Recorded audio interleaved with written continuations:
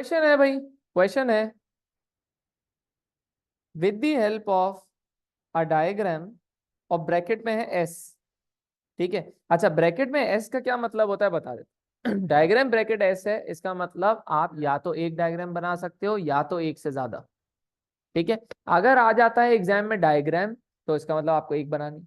अगर आ जाता है एग्जाम में डायग्राम्स, ठीक है, विदाउट ब्रैकेट, इसका मतलब एक से ज्यादा बनाना जरूरी है वरना मार्क्स कट जाएंगे। और ब्रैकेट एस का मतलब है कि एक बना लो या फिर एक से ज्यादा बना लो, आपकी मर्जी। ठीक है, इसका मतलब with the help of a diagram explain what is meant by consumer surplus and producer surplus. Consider whether a rise in the price of a product because of higher cost of production is likely to always reduce the consumer surplus. कितने marks का है भाई? कितने marks का है? 8 marks का। 8 marks का जो आपका एएस इकोनॉमिक्स का न्यू पेपर फॉर्मेट होता है उसके अकॉर्डिंगली ये जो 8 मार्कर है वो 3 पार्ट्स में डिवाइडेड होता है, 3, 3 और 2। 3 मार्क्स हैं आपके पास नॉलेज के। 3 मार्क्स किसके हैं भाई? नॉलेज के। फिर आपके पास अगले जो 3 मार्क्स है ना वो किसके हैं भाई? एनालिसिस के। किसके भाई? एनालिसिस के। ये बिजनेस वाली एनालिसिस नहीं, अभी कुछ बताता हूं। 2 मार्क्स हैं फिर आपके पास इवैल्यूएशन के। किसके भाई? इवैल्यूएशन के। ठीक है, हाँ। 3 mark knowledge, 3 mark analysis, 2 mark evaluation. अब बिजनेस में जो आप नॉलेज एनालिसिस और वो सब इवैल्यूएशन पढ़ते हो उससे थोड़ा डिफरेंट है ये। ठीक है, अच्छा जो आपके 3 मार्क नॉलेज के हैं वो यहाँ पे आप ये अंडरस्टैंड कर लेना, जो यहाँ पे नॉलेज की बात हो रही है वो यहाँ पे बात कर रहा है डिफाइन की। यहाँ पे बात कर रहा है कि अगर आ जाता है 3 फैक्टर्स बता दो, अगर आ जाता है फॉर्मूला बता दो, अगर ये बोलता है डायग्राम बना दो, तो सारे जो मार्क्स होंगे वो इसके अंदर आ जाएंगे। सारे मार्क्स किसके अंदर आ जाएंगे भाई? बात समझ में आ गई? सब पता चल। और एग्जाम अभी मैं आपको बता दूंगा कि किस पे कितने मार्क्स मिलेंगे। अगर आपने एग्जाम में ये समझ लिया ना कि मुझे नॉलेज में क्या लिखना है, एनालिसिस में क्या लिखना है, इवैल्यूएशन में क्या लिखना, आधा ग्रेड आपका आ गया। वैसे ही आ गया।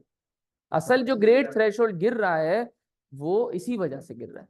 किस वजह से? कि बच्चों को ये नॉलेज क्या लिखनी है, एनालिसिस क्या लिखनी है, इवैल्यूएशन क्या लिखनी है, वो समझ नहीं आ रही अभी तक। ठीक है, तो जब से 2023 में पेपर पैटर्न चेंज हुआ है ये थ्रेशोल्ड 24, 25 इस पे घूम रहा है, ए पे, हाँ 60 में से।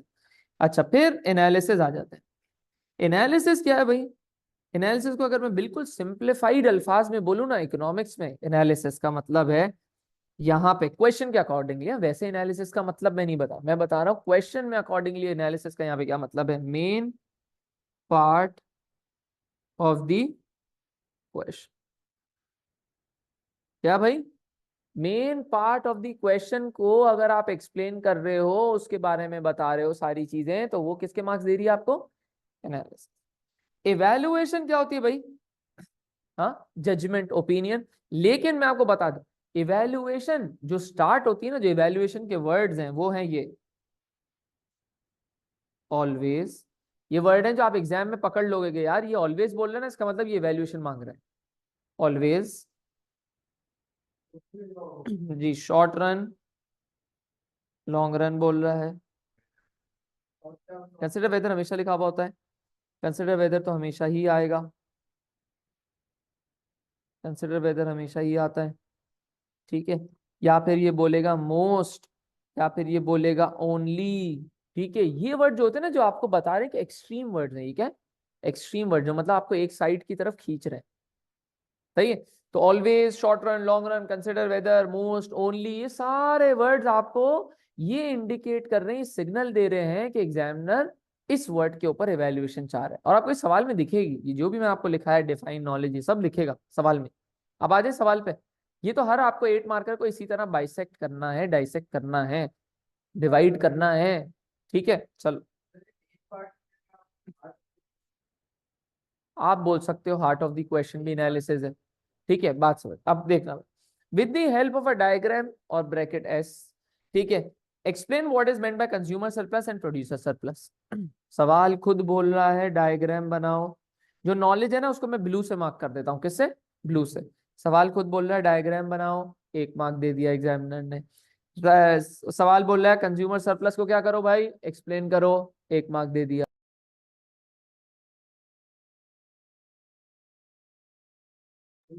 आपने कंज्यूमर सरप्लस को एक्सप्लेन कर दिया, आप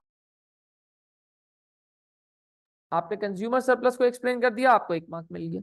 आपने प्रोड्यूसर सरप्लस को एक्सप्लेन कर दिया, आपको 1 मार्क मिल गया। 3 टिक आ गए, 3 टिक आ गए, 3 मार्क्स मिल गए आपको नॉलेज के। 3 मार्क्स आपको किसके मिल गए भाई? नॉलेज के। हाँ बस, कुछ भी नहीं भाई, कुछ भी नहीं। जी भाई। पैरा 1, पैरा 1 में आपने क्या करा भाई? एक डायग्राम बना ली। राइस, जी जी जी जी जी कर दो। Demand D1, supply S1, equilibrium E1, Q1, price के ऊपर और डिमांड के नीचे। P1, प्राइस के ऊपर वाला पार्ट, डिमांड कर्व के नीचे वाला part is consumer surplus. Price के नीचे वाला पार्ट और सप्लाई कर्व के ऊपर वाला part is producer surplus. With the help of a diagram explain what is meant by consumer surplus and producer surplus. Diagram बता दी। फिर आप क्या करोगे? Define consumer surplus. फिर आप क्या करोगे? Define producer surplus. और आप क्या करोगे? इन दोनों को क्या करोगे? ए और बी लिख दोगे, ए और बी। तो डिफाइन सीएस करा आपने बेटा। डिफाइन सीएस का मतलब, डिफाइन सीएस, सीएस की डेफिनेशन, कंज्यूमर सरप्लस की definition. Consumer surplus is the difference between the price paid and the willingness to पे।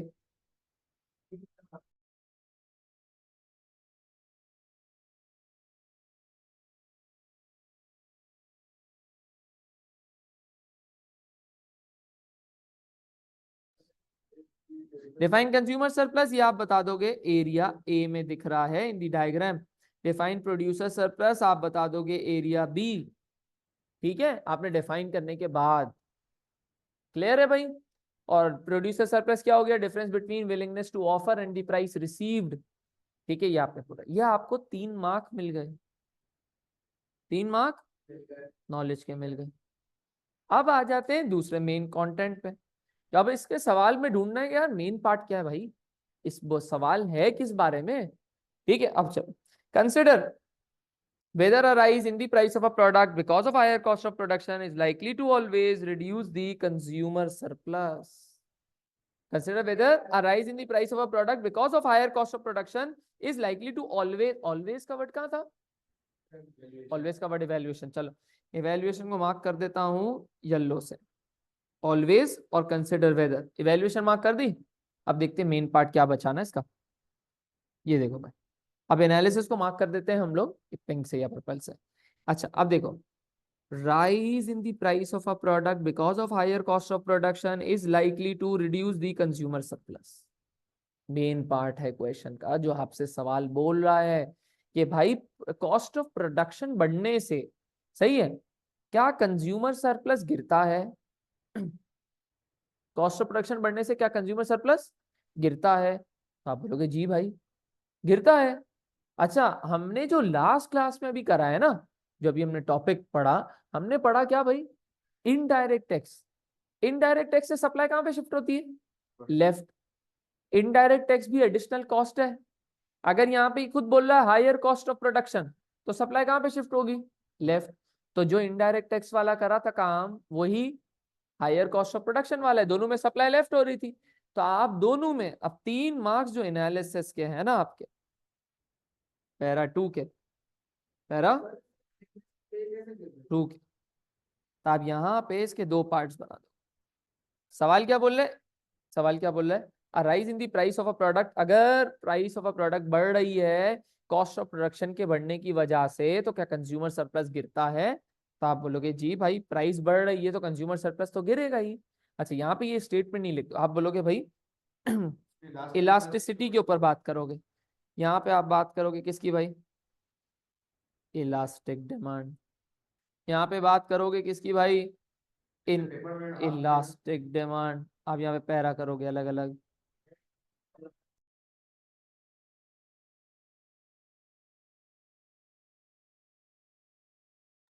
अच्छा, इलास्टिक डिमांड, ठीक है। In elastic demand, elastic demand का मतलब क्या हो गया भाई, मतलब मोर बर्डन, कंज्यूमर सरप्लस ज्यादा से गिरेगा या कम से, कंज्यूमर सरप्लस ज्यादा से गिरेगा कि कम से। जब इलास्टिक डिमांड है मतलब छोटा सा प्राइस का चेंज डिमांड में बहुत बड़ा चेंज लेकर आ जाएगा, इसका मतलब प्रोड्यूसर कॉस्ट बढ़ने का बर्डन अपने ऊपर रख लेगा, मतलब a small fall in consumer surplus.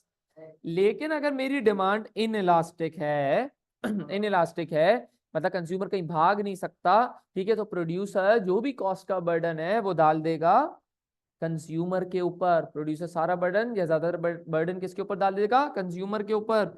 इसका मतलब कंज्यूमर सरप्लस बहुत ज्यादा गिर जाएगा, a large fall in consumer surplus. इसकी आप क्या बनाओगे भाई, डायग्राम। इसकी क्या बनाओगे भाई, डायग्राम। और डायग्राम आपको कहाँ मिलेगी, लास्ट टॉपिक में जो कि पार्ट 3 था हमारे इसका, ये वाली थी, ये inelastic demand. Inelastic demand जी, इन इलास्टिक डिमांड आपने ये कर दिया, ठीक है।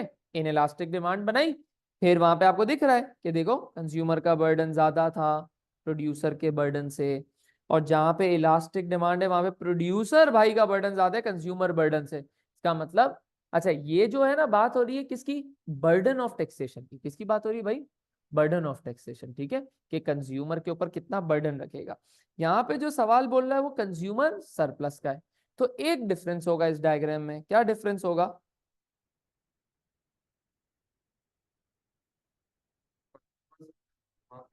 कंज्यूमर सरप्लस का फॉल मार्क करेंगे, बर्डन का नहीं। मैं आपको बताता हूं मैं क्या बोल रहा हूं।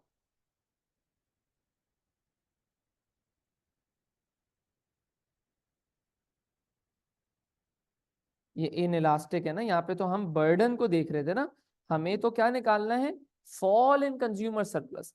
कंज्यूमर सरप्लस का जो फॉल होता है वो हमने पार्ट 2 में करा था।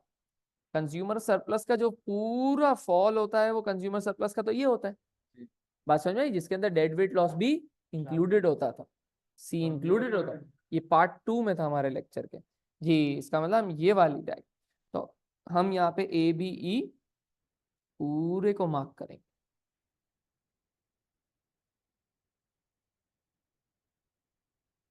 फिर इलास्टिक डिमांड में क्या बनाएंगे भाई, यही वाली, लेकिन बस इसको क्या करेंगे, बर्डन को नहीं बल्कि पूरा जी, सारे कंज्यूमर सरप्लस के भी लॉस को करो जी। एक्सप्लेन तो कर जी, जरूरी।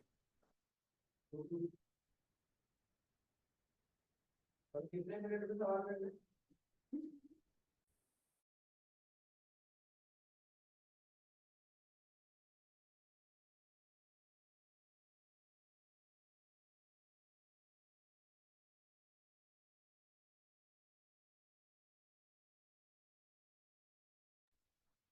यहाँ पे आपने बता दिया इलास्टिक डिमांड और इन इलास्टिक डिमांड का, क्या बता दिया भाई, इलास्टिक और इन इलास्टिक। इन इलास्टिक में कंज्यूमर सरप्लस का लॉस ज्यादा है इन इलास्टिक में, और इलास्टिक में कंज्यूमर सरप्लस का लॉस कम है। ये आपको 3 मार्क किसके मिल गए भाई, 3 मार्क किसके मिल गए, पैरा 2 में एनालिसिस के। किसके मिल गए भाई, एनालिसिस के। अब आखिरी जो हमारा आ जाता है पार्ट वो येलो वाला है, येलो वाला कौन सा पार्ट है भाई, येलो वाला पार्ट है कौन सा भाई, कंसिडर वेदर और ऑलवेज वाला। कौन सा वाला पार्ट भाई, कंसिडर वेदर और ऑलवेज वाला पार्ट है कौन सा भाई, इवेल्युएशन वाला पार्ट। इवेल्युएशन वाले पार्ट में अब आप दोबारा पढ़ो उसको सवाल को, consider whether a rise in the price of a product because of higher cost of production is likely to always reduce the consumer surplus. क्या आपका कंज्यूमर सरप्लस हमेशा गिरेगा या नहीं, दोनों डायग्राम में देखो कंज्यूमर सरप्लस हमेशा गिर रहा है कि नहीं, गिर तो रहा है, कंज्यूमर सरप्लस हमेशा ही गिर रहा है। यही आपको इवैल्यूएशन में लिख देना। बस ये आपको 2 मार्क की जो इवैल्यूएशन है ना, उसमें ऑलवेज के वर्ड को यस करना है या नो करना है। तो आप लिखोगे क्या भाई? यस। जी आप लिख सकते हो, यहां पे आपने लिख दिया यस ऑलवेज, लेकिन द एक्सटेंट, क्या? The extent of fall depends upon, elasticity. अगर इलास्टिक होगा तो तो लेस फॉल, और अगर इन इलास्टिक होगा तो जी मोर फॉल इन कंज्यूमर सरप्लस। ये आपका हो गया भाई 8 मार्कर का फॉर्मेट। ठीक है जी।